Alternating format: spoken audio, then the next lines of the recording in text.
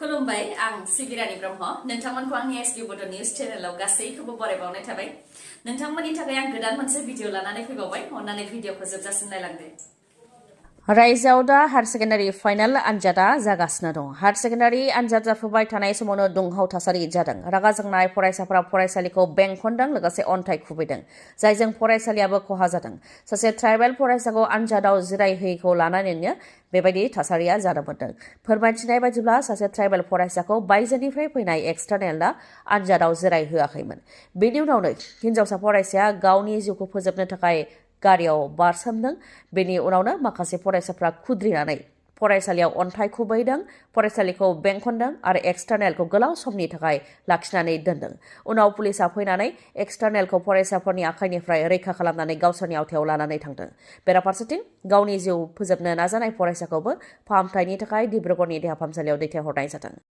बर' थुनलाइ आफादनि बारग' आफादगिरि आरो आथिखालनि साहित्य एकाडेमि बर' एडभाइजारि बर्ड कनभेनर थरेन बर'आ हरखाबै रुंसारि जाबाय हरखाबै रुंसारि जानायखौ लानानै बर' थुनलाइ आफाद बर' हारिमु आफाद बर' फरायसा आफाद लिरगिरि गौथुम आरो गुबुन गुबुन राजखान्थि दोलोनिफ्राय दुखु मोननायखौ फोरमायथिदों गुवाहाटीनि गंसे देहा फाहामसालियाव फाहामथाय लाबाय थानाय समावनो हरखाबै रुंसारि जायो बिथाङा मैयानि समाव बेलासे 2:30 समाव बिथाङा रुंसारि जायो बिथांनि रुंसारि जानायनि खौरांखौ मोननाय लोगो लोगोनो गुबुन गुबुन आफादफोरजों लोगोसे गासै रायजो राजाफ्रानो दुखु मोननायखौ फोरमायथिदों मानोना रुंसारि थरेन बर' बिथाङा बर' हारिनि जानानै गोलाव सम खामानि मावदोंमोन आरो बर' हारिखौ दानायाव बिथांनि गोबां बिहोमाफोर दङ बेनिखायनो बिथांनि रुंसारि जानाया बर' हारिनिनो गेदेर खहा मख'नो गोनांदि रुंसारि थरेन बर'खौ दिनै जोबथा बिदाय होनाय जागोन गुवाहाटीयाव थानाय बर' थुनलाइ आफादनि दालाइ मावख'आव फुंनि 10 रिंगानिफ्राय लानानै 2 रिंगासिम रायजोनां जोबथा बिदाय होनाय हाबाफारि लानाय जादों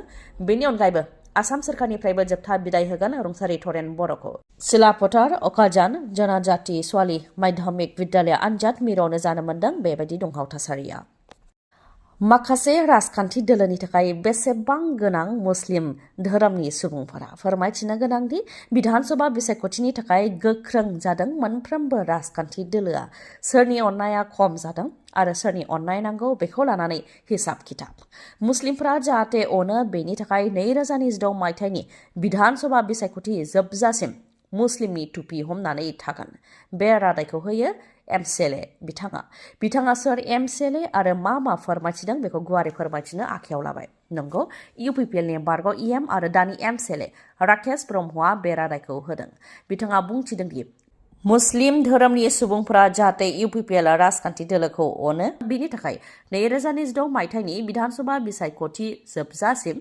मुस्लिमनि टुपि गाननानै आं थागोन होननानै रादायखौ होयो राकेश ब्रह्म बिथाङा लोगोसे फोरमायथिबावोदि बिजेपिनि अननायाबो खम जादों बेनिखायनो जोंनि अननायाबो बिजेपिनि फारसे खम जानो हागौ दा बिटिसिआव इउपिपिएल आरो बिपिएफआ जेबो फेक्टर नङा मोन्नैबो दोलोआ माइनरिटि जाबाय दा बे समाव मुस्लिम आदिबासि सावथाल आरो राजबंशीआ जि लिरगोन बे काहिनियासो जागोन होननानै बुंथियो राकेश ब्रह्मआ आरो बिपिएफनि सायाव गाग्लोबनानै बुंथिबावोदि बिपिएफआ हारसिङै गेलेगोन होननानै थांनाय बिटिसि बिसायख'थियाव मुस्लिमफोरनिफ्राय भट लादोंमोन नाथाय मोनानि गेजेरावनो बिजेपिजों लोगो जादों आरो आदिबासिफोरनो एसटि होगोन होननानैबो भट लादोंमोन दा बेफोरनि फिननायखौनो बिधानसभायाव बिपिएफनो बिथांमोनहा होगोन होननानैबो बुंथियो बिपिएफ राजखान्थि दोलोआ सोरखाराव फैनाय लोगो लोगोनो माबा नङा माबा जाथाय जाबाय थादों नाथाय प्रमद बर'नि सोरखाराव गोजोनमोन जेबो दावराव दावसि गैयामोन होननानै बुंथियो राकेश ब्रह्मआ गेलेबाय थानाय समावनो हाखराव गोग्लैनानै साथाम उन्दै गथ'साया जिउ खोमानो गोनां जादों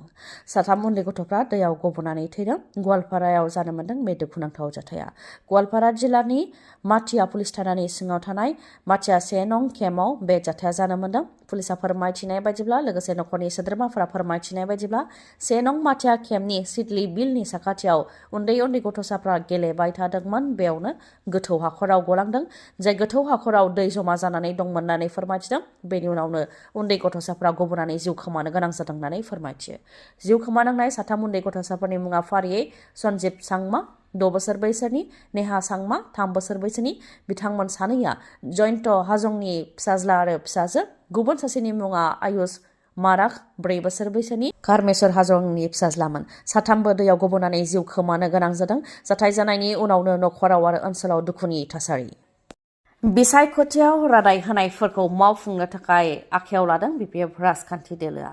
फैगौ 20 फेब्रुआरिनिफ्राय लानानै 27 फेब्रुआरिनि गेजेरावनो रादाय होनायफोर गोबां खामानिफोरखौ मावनो आखायाव लादों।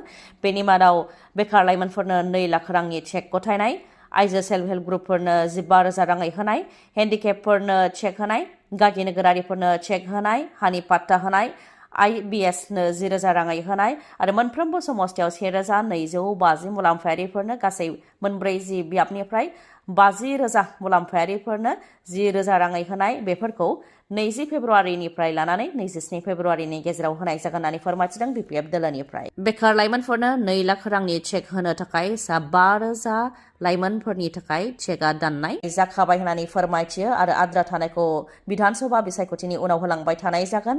आसाम सोरखारनिफ्राय 15,000 आरो बिटिसि सोरखारनिफ्राय 5,000 गासै 20,000 बेकार लाइमोनफोरा 2 लाख राङै चेकखौ मोननो हागोन आरो बेयो जेबो लन नङा होननानैबो फोरमायथियो बिपिएफ राजखान्थि दोलोनिफ्राय।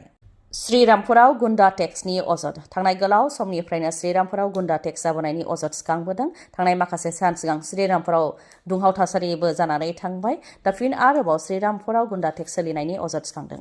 मोनफा मोनफा गारिनिफ्राय 1500 राङै लानायनि अजद आरो रां लानायनि उनाव जेबो फारसि होआ होननानैबो अजदखौ होदों।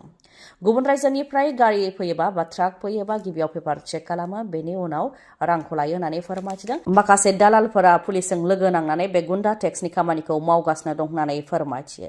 बिथांमोनखौ फंफा फंनै बुङोबाबो बिथांमोनहा दादागिरि दिन्थियो, बिथांमोनहा बुयो होननानैबो अजदखौ होयो।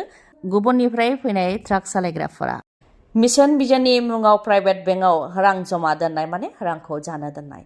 थांनाय प्रमद बर'नि सोरखाराव मिशन बिजननि बेंक एकाउन्ट बानायनानै पार्सनेलि प्राइभेट बेंकआव रांखौ जमा दोनदोंमोन, नाथाय बेफोर रांखौ बाहायनाय जायाखैमोन।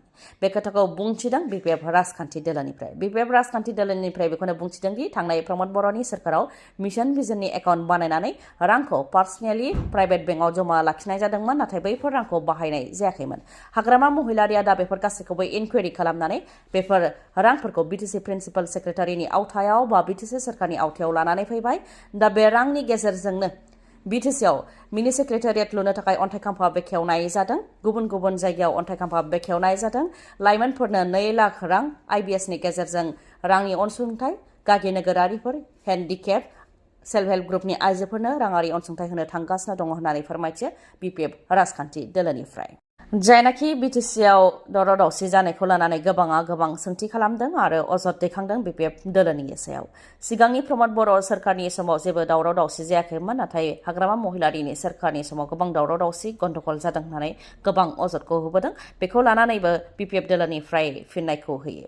बिपिएफ दोलोनिफ्राय बेखौनो फिननाय होयोदि जाय सोरखाराव दङ बिसोरो माब्लाबाबो दावराव दावसि बा गन्डगलखौ लुबैया। मानो होननानै बुङोबा गन्डगल बा दावराव दावसि जायोबा रायजो राजाफ्रा खस्थ' मोनो आरो रायजो राजाफ्रा खस्थ' मोनोबा रायजो राजाफ्रा सोरखारखौ दुसियो। बेनिखायनो सोरखाराव थानाया माब्लाबाबो दावराव दावसिखौ लुबैया, नाथाय बेरेखा दोलोआव थानायासो दावराव दावसि बा गन्डगलखौ लुबैयो। मानो होननानै बुङोबा दावराव दावसि जायोब्ला बिथांमोनहा सोरखारखौ दाय होनो हायो होननानैबो बुंथियो। प्रमद बर'नि सोरखाराव हाग्रामा महिलारिया जेबो दावराव दावसि खालामाखैमोन। प्रमद बर'खौ गोजोनै सोरखारखौ सालायनो होदोंमोन, नाथाय बिथांमोनहा सिगांनो बुंखादोंमोन हाग्रामा महिलारि फैयोबानो दावराव दावसि जागोन होननानै। खालि दावराव दावसिखौ जों खालामगोन बे खोथा गैयाल' बुंनो बिथांमोननि खुगानिफ्राय आद्रा थालांदों होननानै बुंथियो बिपिएफ दोलोनिफ्राय। दिनैनि भिडिअ'आ एसेनोसै। गाबोन आरो गोदान भिडिअ'जों लोगो मोनफिनबावगोन। नोंथाङा दासिमबो आंनि चेनेलखौ साबस्क्राइब खालामाखैबा अन्नानै साबस्क्राइब खालामदो, लोगोसे लाइक, कमेन्ट आरो शेयार खालामनो दाबाव। गोजोन्थों।